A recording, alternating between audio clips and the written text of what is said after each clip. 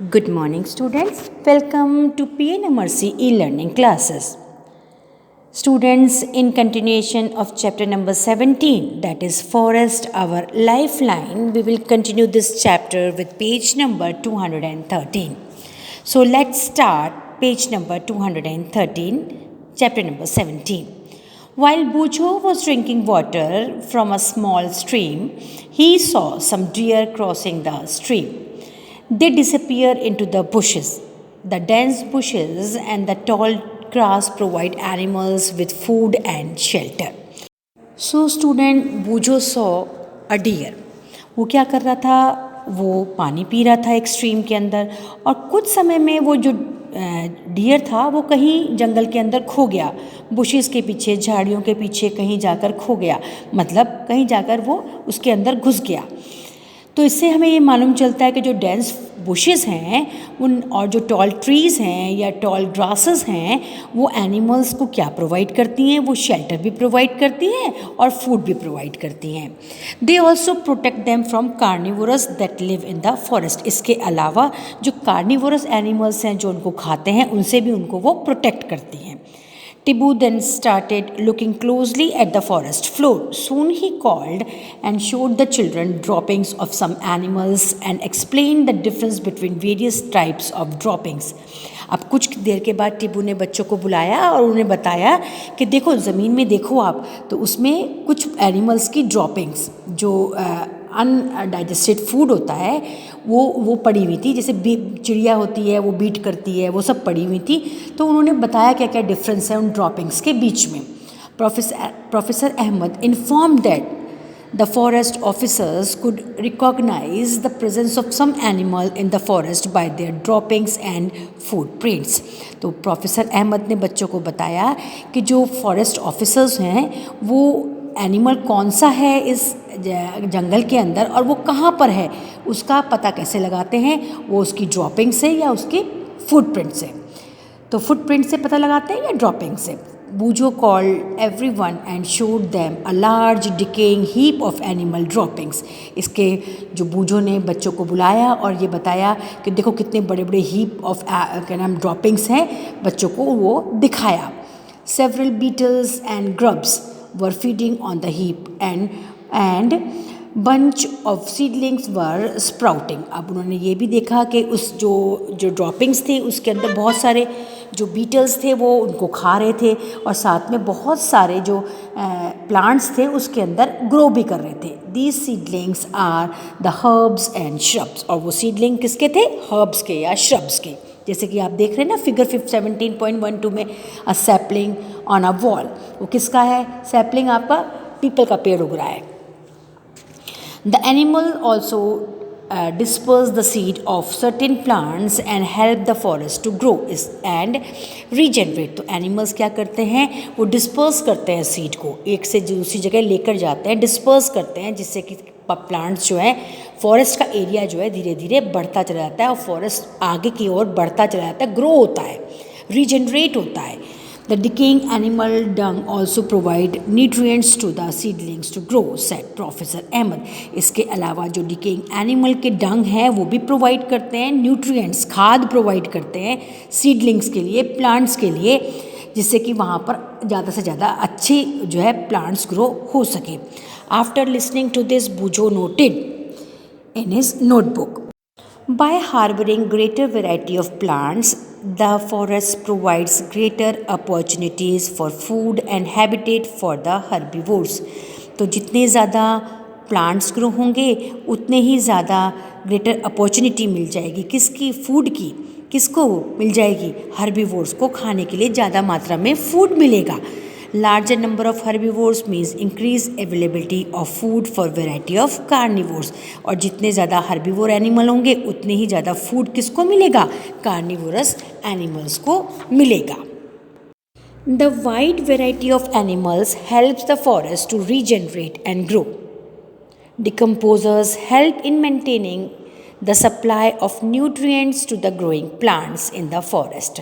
तो जो डिकम्पोजर्स होते हैं, जिसका मैंने आपको बताया माइक्रो ऑर्गेनिज्म जो होते हैं वो डिकम्पोजर्स होते हैं। वो जो एनिमल्स मर जाते हैं या जो प्लांट्स की लीव्स वगैरह या प्लांट्स जो हैं वो मर जाते हैं, उनको डिकम्पोज करके वापस से जो है ह्यूमस के रूप में सॉइल के अंदर मिक्स कर देते हैं।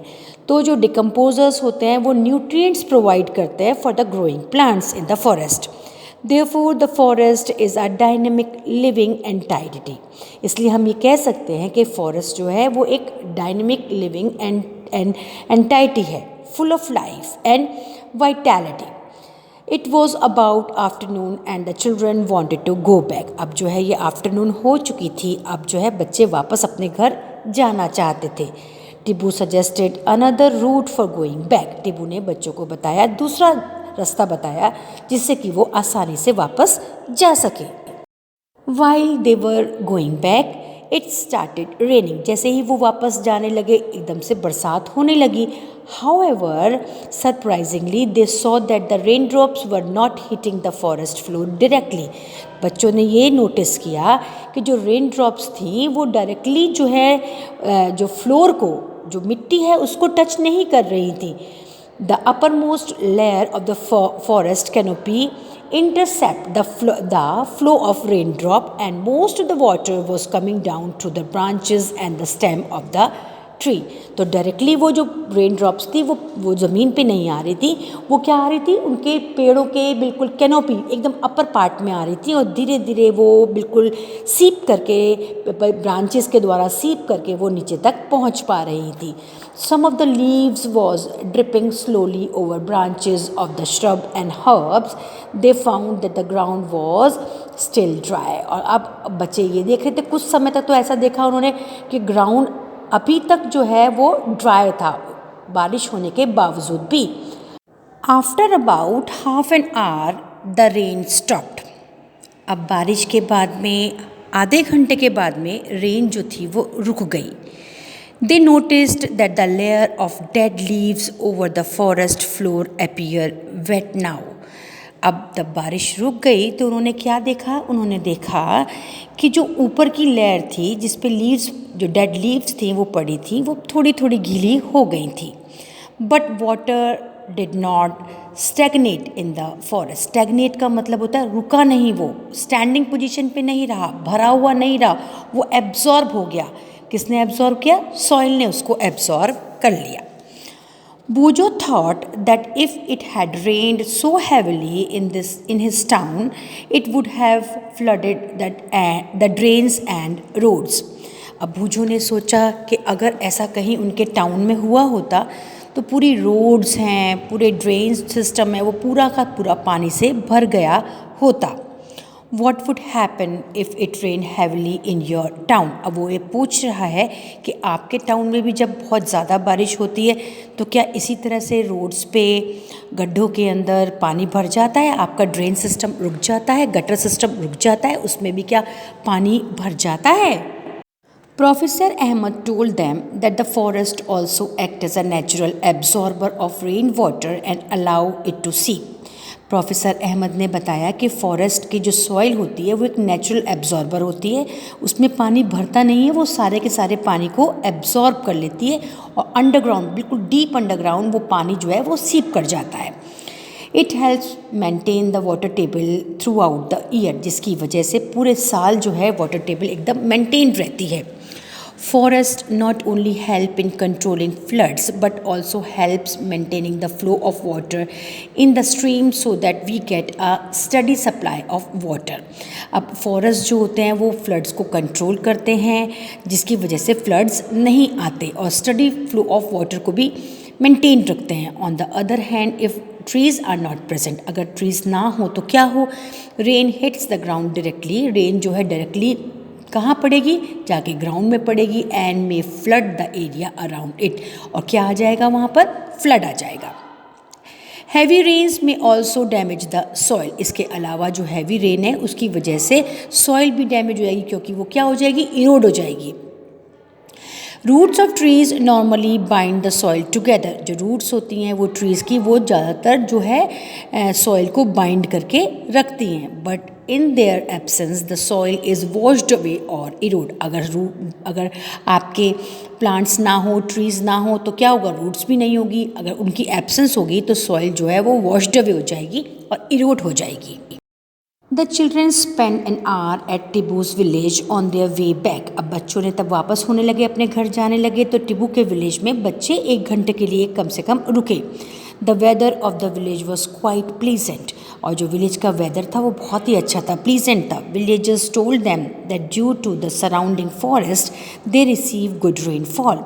विलेजर्स ने बताया क्योंकि चारों तरफ हमारा विलेज क्योंकि किससे घिरा हुआ है, हमारा विलेज जो है वो फॉरेस्ट से घिरा हुआ है, इसलिए हमको काफ़ी जो है रेनफॉल आती है, हमें काफ़ी रेनफॉल मिलती है। The air also remain cool. और एयर भी जो है वो कूल रहती है, नॉइज़ पॉल्यूशन भी नहीं रहता, क्योंकि जो नॉइज़ पॉल्यूशन है उसको कौन एब्जॉर्ब कर लेता है, वो उसके प्लांट्स जो वहाँ पर ग्रो होते हैं, ट्रीज़ जो वहाँ ग्रो होते हैं, वो उनको एब्जॉर्ब कर लेते हैं। The children learned about the history of the village. It surprised them that the villages and the agriculture field of that area were created after clearing the forest about 60 years ago.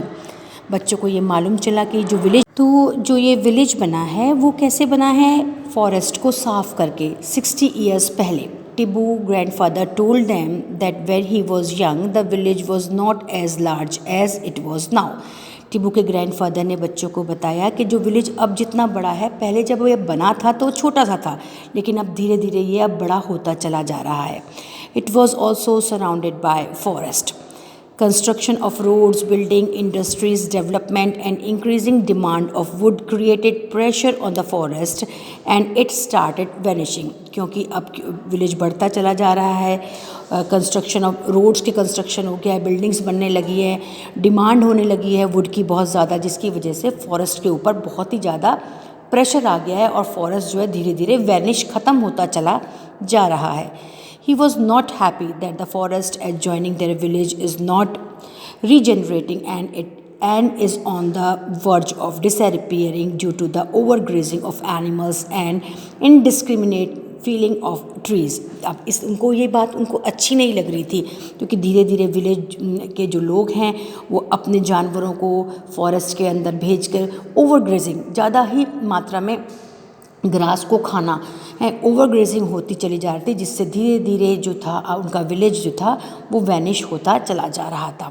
Professor Ahmad said that if we did things wisely we could preserve forest and environment as well as we have developed. Professor Ahmad ने बताया अगर हम ध्यान से, अगर दिमाग से अगर हम सोचेंगे और फॉरेस्ट को प्रिजर्व करने की सोचेंगे तो काफ़ी समय तक हम फॉरेस्ट को प्रिजर्व रख पाएंगे, अपने एनवायरनमेंट को भी साफ रख पाएंगे।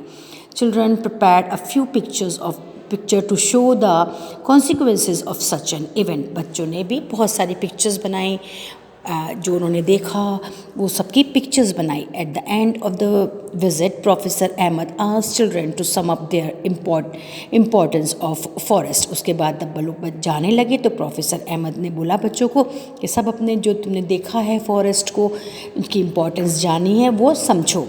द चिल्ड्रन रोट, बच्चों ने लिखा उस चीज़ को। Forest provides oxygen, they provide soil and provide habitat to the large number of animals. Forest help in bringing good rainfall in the neighbouring areas. They are the source of medicinal plant, timber and many other useful product. We must preserve our forest. बच्चों ने ये सब चीज़ अपने notebook में लिखी, sum up किया कि उन्होंने फॉरेस्ट को देखने के बाद उनको क्या क्या चीज़ पता चली। Now in this page students we will learn what is the importance of forest.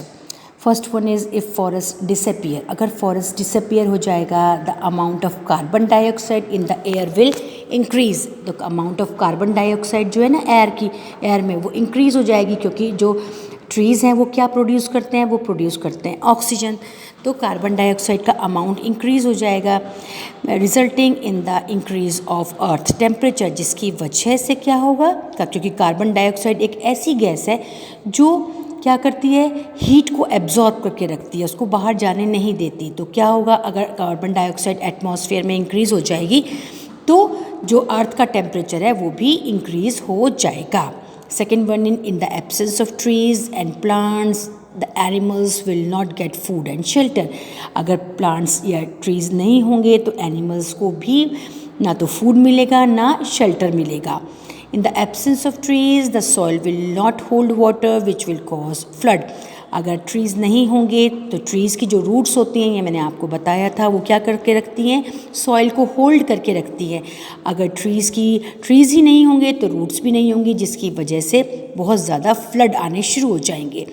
Deforestation will endanger our life and environment, जिसकी वजह से हमारी लाइफ भी खतरे में आ जाएगी, एनवायरनमेंट भी खतरे में आ जाएगा. Think what we can do to preserve our forest. तो हमको क्या क्या चीज़ें, क्या क्या मेजर्स करने चाहिए जिससे कि अपने फॉरेस्ट को हम बचा सकें. So student, this is the end of this chapter. I will send you PDF of this chapter. So I end my video here only. Goodbye, thank you, and have a nice day.